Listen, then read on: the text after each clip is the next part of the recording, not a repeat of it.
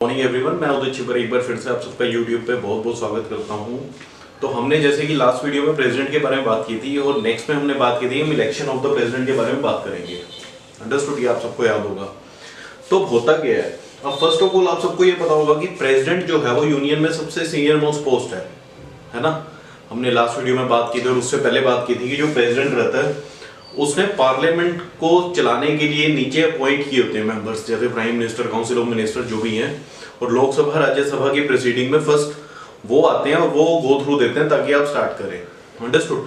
तो basically simple शब्दों में आप ये कह सकते हैं कि प्रेसिडेंट जो होता है वो एक एरिया का राजा कह सकते हैं आप। जैसे पहले जमाने में राजे हुआ करते थे, औरंगजेब, आपका अकबर, महाराणा प्रताप, जितने भी हुए उन्हीं की तरह ही प्रेसिडेंट है। इसको गलत वे में कोई प्लीज मत लेना। सिंपल की जैसे वो ऑल इन ऑल एक अथॉरिटी थे, उनके नीचे सारे जो भी थे, उसी तरह प्रेसिडेंट एक ऑल इन ऑल अथॉरिटी है। उन्हीं के नीचे मिनिस्टर, आपके council of ministers, prime minister, other जितनी भी बॉडीज हैं, यूपीएससी, सीबीआई, मिलिट्री, डिफेंस, जितनी भी है वो सभी कहीं ना कहीं प्रेसिडेंट के नीचे उन्होंने अपॉइंट कर रखे हैं लोग ताकि वो उनको रन कर सके। अंडरस्टूड? तो ये रही प्रेसिडेंट की बात। अब इसके बाद जो बात आती है मेन की प्रेसिडेंट अब एक है, तो प्रेसिडेंट का इलेक्शन कैसे होता है, सबसे मेजर बात कि प्रेसिडेंट बना कैसे जाता है ना। तो प्रेसिडेंट बनने के लिए फर्स्ट ऑफ ऑल 3-4 चीजें चाहिए। फर्स्ट ऑफ ऑल की वो सिटीजन होना चाहिए इंडिया का, 35 ईयर एज होनी चाहिए, और अंडरस्टूड, और लोकसभा राज्यसभा का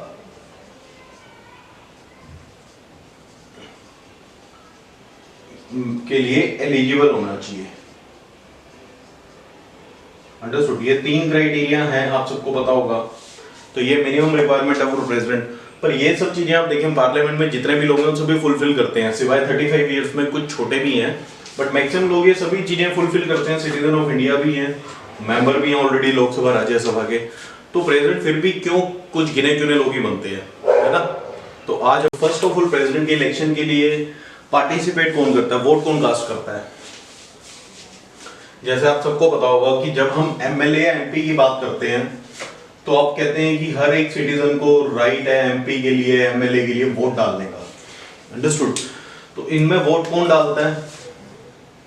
सिटीजन, है ना। सिटीजन की एक वोट होती है, चाहे आप एमएलए कह लो, चाहे आप काउंसलर कह लो, चाहे आप पार्षद कह लो, चाहे सरपंच कह लो, किसी भी चीज की कह लो।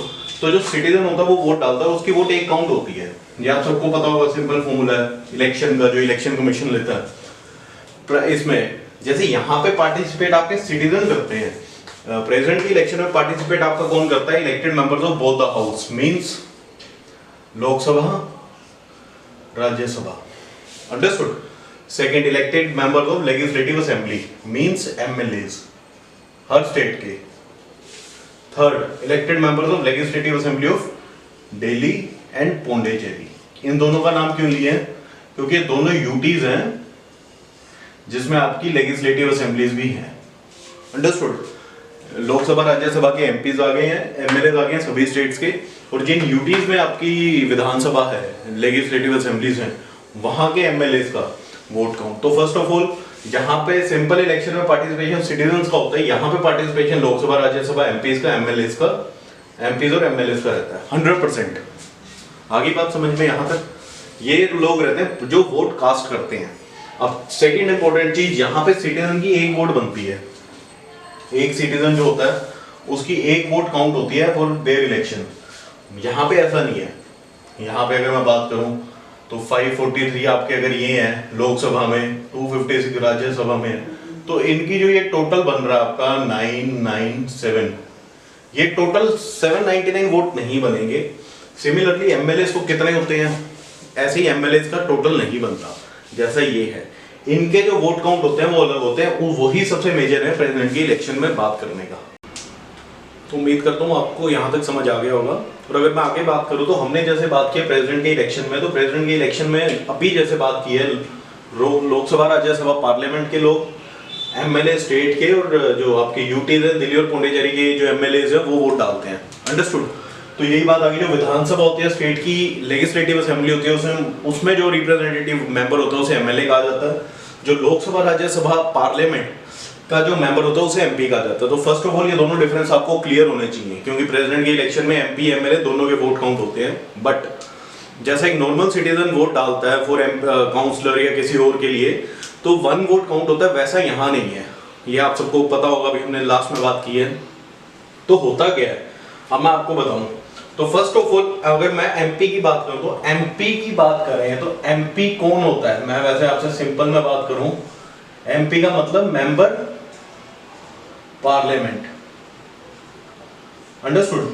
अब ये मेंबर पार्लियामेंट अगर आप थोड़ा ब्रॉड वे में देखें तो पार्लियामेंट बेसिकली क्या होती है। पार्लियामेंट एक है जो इंडिया में, इंडिया की जो आप ये कह सकते हैं हर्ट है, वो पार्लियामेंट है। जो पार्लियामेंट वाले डिसीजन जो लेंगे वो ऑल अक्रॉस द इंडिया वो लागू होगा, चाहे वो एक्ट है चाहे वो लॉ है, कुछ भी है। तो पार्लियामेंट में कौन आएगा, तो वो जो लोग होंगे वो एमपी होंगे सिलेक्टेड, उस जगह के कॉन्स्टिट्यूएंसी का एमपी होगा। समझिए, इंडिया की अगर मैं ज्योग्राफिकल बनाऊं बाउंड्रीज के, तो उसके अंदर डिफरेंट, जैसे ये इंडिया है लेट अस सपोज, तो इसके अंदर जितना भी है तो आपका इसके अंदर डिवीजन कर रखी है।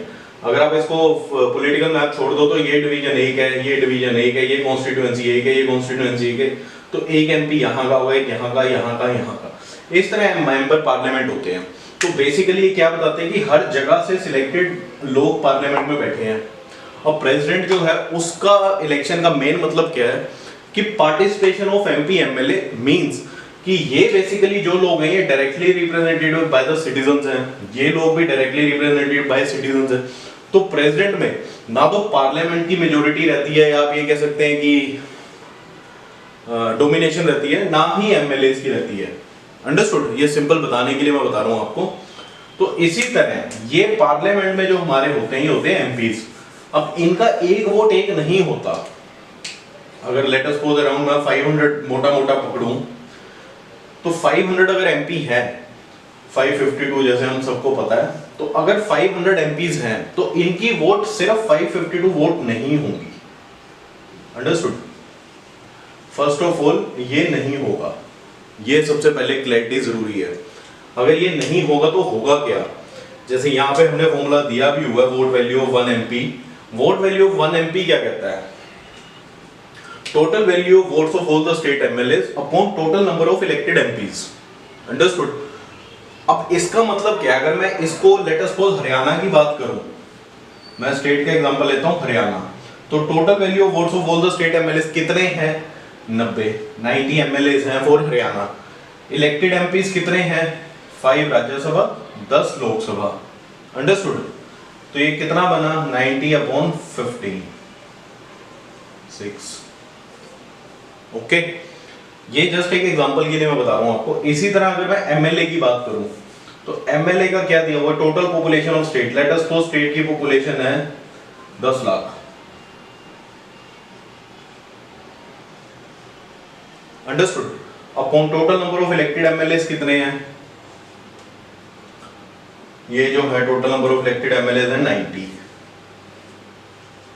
इंटू 1/1000। ओके, तो 3 से 3 गया, इससे ये गया, तो 100/9। तो बेसिकली और यहां पे बात करें 6 की, तो हरियाणा के फॉर हरियाणा एक एमपी की जो वोट वैल्यू होगी, 1 एमपी वैल्यू वो रहेगी 6 की। ओके, और 1 एमएलए वोट वैल्यू वो रहेगी इतनी।